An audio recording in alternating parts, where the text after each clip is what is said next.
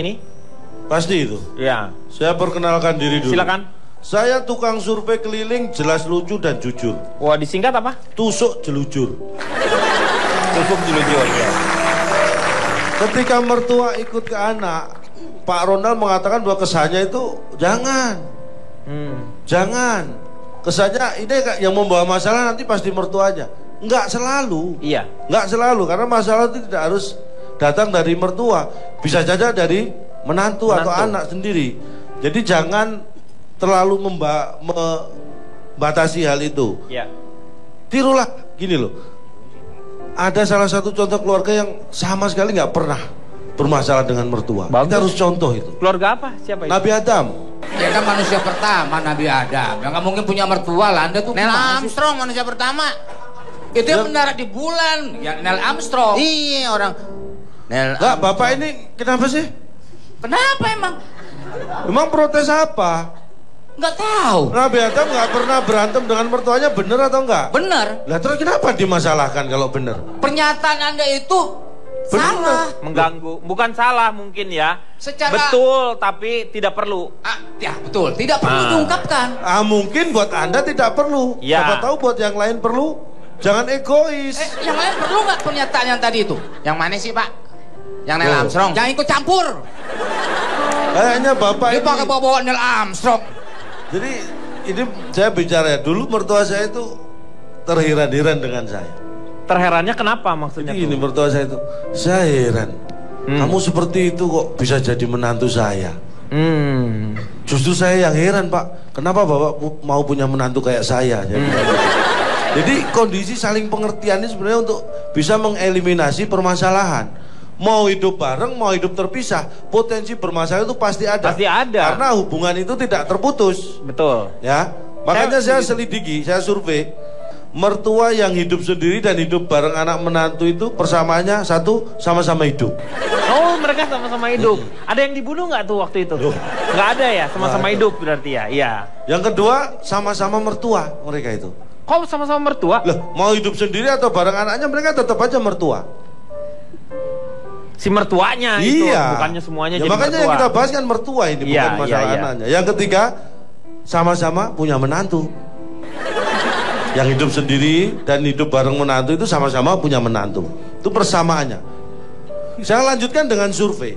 Iya. Saya survei 100 mertua yang hidup dengan anak dan menantu. Yang nggak sendiri ya.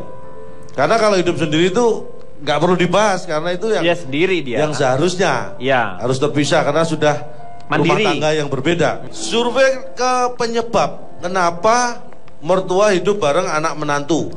Penyebabnya 60 karena kondisi ekonomi. Karena kondisi ekonominya pada saat itu belum mandiri.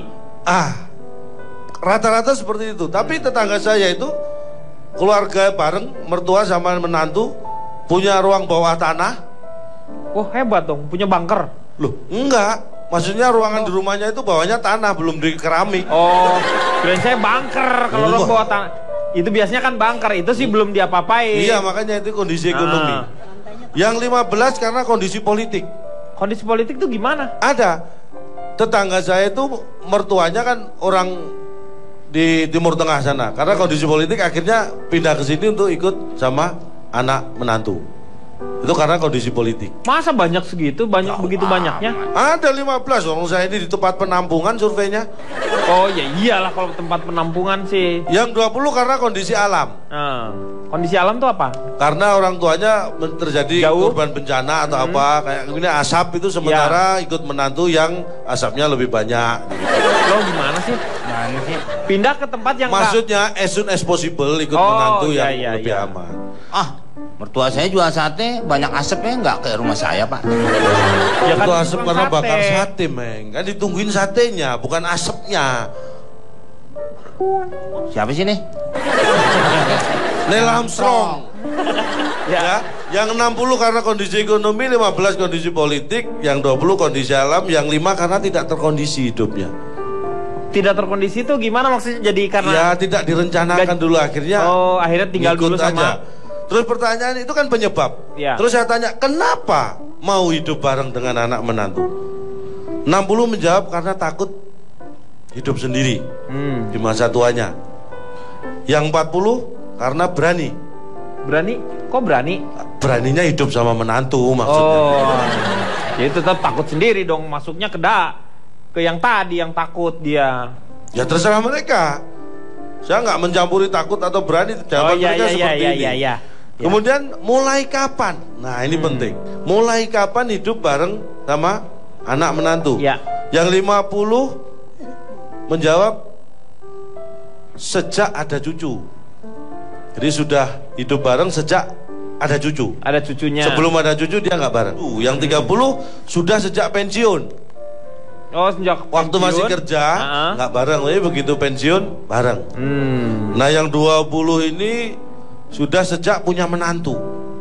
Berarti dari awal. Jadi begitu anaknya menikah dia langsung langsung tinggal.